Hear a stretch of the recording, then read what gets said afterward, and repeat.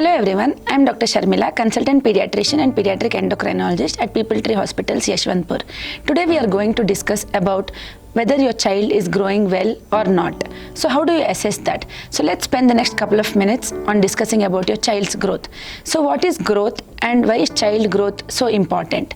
So growth is basically an increase in height and an increase in weight as the child matures, and also other body changes that happen in your child as your child matures. So why is growth assessment so important in children? Because a good growth curve indicates a healthy child. If your child's growth is good in terms of weight and height appropriate for your child's age and gender, then it's perfect to tell that your child is in healthy state of body and mind. So even without seeing a child, we can tell whether your child is healthy just by looking at your child's growth chart.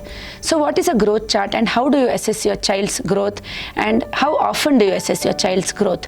So a growth chart is a chart like this where you can see your child's growth being plotted. So whenever you go to your pediatrician, make sure your child's height, weight and head circumference, if a child is very small, are plotted on these growth curves. So in this curve you have weight as well as height. So there is a 3rd centile and 97th centile for weight, 3rd centile and 97th centile for height. So with your child's point of growth at that point should fall in between these two centiles. That indicates that it's in the normal centile. Anything below the 3rd centile and anything above the 97th centile is concerning. So if your child's weight is below the 3rd centile, it means your child is underweight. If it's above the 97th centile, it means your child is overweight or obese, for which we also have separate charts called as BMI charts. If your child's height falls within the less than the 3rd centile, it's called short stature. If it's above the 97th centile, we call it as tall stature, where we have to rule out hormonal causes. So how often do you need to assess your child's growth?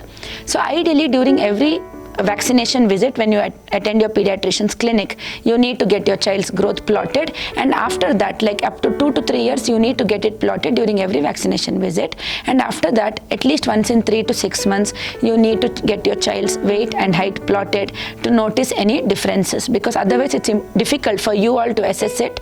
Only when the doctor plots it on the chart we will be able to know. So what are all the red flags on the growth chart? So number one, as I have told you, anything below the 3rd centile or above the 97th centile is concerning. The second thing is if your child's height is plateauing, that is your child's height is not at all increasing, or your child's weight is not at all increasing and the dot remains on the same horizontal line, or your child is falling off centiles. For example, if your child was in the 50th centile, now suddenly your child has dropped to the 10th centile, height or weight, then it is concerning and they indicate red flags of either underweight or overweight or obesity or failure to thrive, what we call.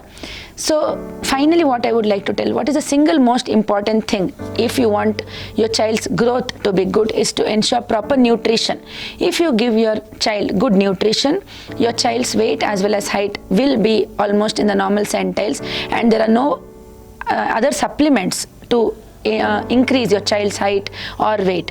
So the take home point from this small talk is that always insist on a growth chart during every pediatrician visit and get your child's growth plotted. Just by seeing one number of weight or one number of height for your child's age, we cannot assess anything, because growth is a dynamic process, and just by plotting one number at one point of time doesn't give us a clear picture. That's why we always advise to maintain one growth chart over a period of time where we can assess the proper growth curve. So this is about normal growth, what we discussed today, and how to point out red flags. Next time we will be discussing something about growth hormone deficiency. Thank you for your patient listening, and if any doubts, please contact us at Pediatric Hospitals. Our pediatric endocrinology services are available round the clock all days of the week. Thank you.